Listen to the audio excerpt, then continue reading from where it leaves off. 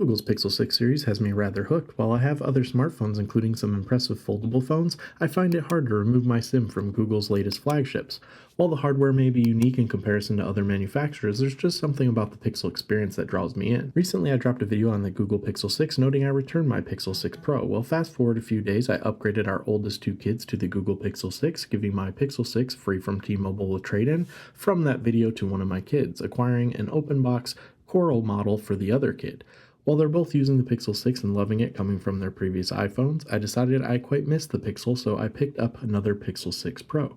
I went with the Stormy Black model, and while I like this build, I ended up customizing it a bit, going with the matte black and white D-brand skins, giving my Pixel 6 Pro that panda look reminiscent of the Pixel 2 XL, which is still one of my favorite Pixel devices today. While both are not a sponsor, I'll be sure to leave links below if you want to go with a similar setup for your Pixel 6 or 6 Pro.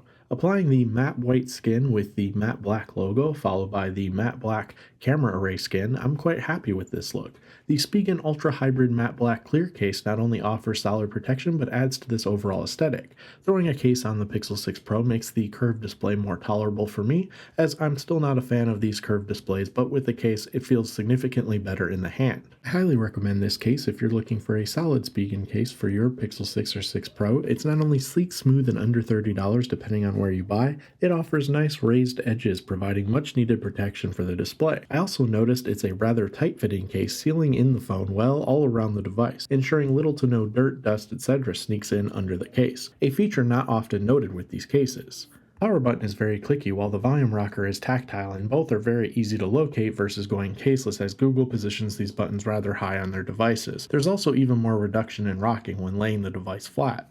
Recently, Google surprised us Pixel 6 users with an out-of-cycle update which heavily improved the fingerprint scanner across both the Pixel 6 and 6 Pro. Regardless if my left or right hand, I noticed significant improvements in not just the speed and accuracy of the fingerprint scanner, but consistency.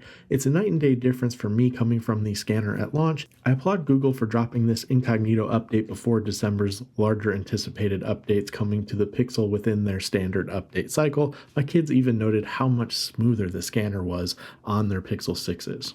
I'm very impressed to see Google's swift response to this fingerprint scanner. While I don't like the curved displays, the display is brighter on the Pixel 6 Pro and just significantly nicer over the Pixel 6 in every way. The 120Hz is super smooth with no stutter or lag. The 90Hz on the regular 6 is nice, but you just can't beat the full 120Hz on a brighter panel like this.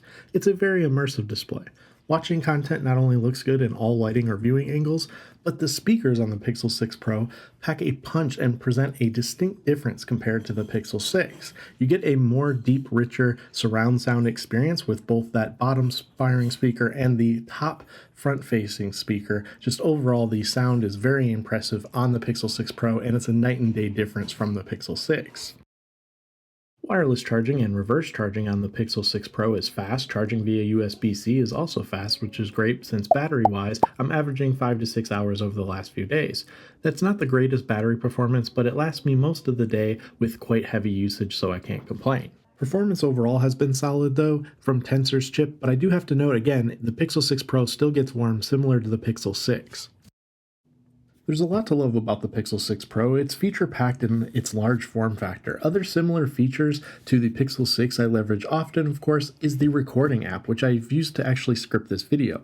Voice dictation is incredible on the Pixel 6 series. Of course, with the Pixels, the front-facing and rear-facing camera setup is impressive. Google absolutely nails it with photo and video software optimizations. We're certainly at the point where you really need to pixel peep across devices to spot the differences, but regardless, you won't be disappointed with the photos or videos from the Pixel 6 Pro. Google has delivered quite the experience with the Pixel 6 Pro. With updates to Android 12, that experience is only going to get even better over time, making this even more enjoyable to use. However, would I recommend the 6 Pro over the standard Pixel 6 to most? Well, probably not. While I love having the brighter display, better speakers, and having a telephoto camera when available, I don't think the Pro overall offers $300 more in value over the standard 6. Don't get me wrong, if you can get the Pro for less than $900, then absolutely go for it. But it's hard to recommend the Pro over the 6 for all that it offers for quite a bit less money. Let me know your thoughts in the comments down below. Thank you for watching, take care, and stay safe.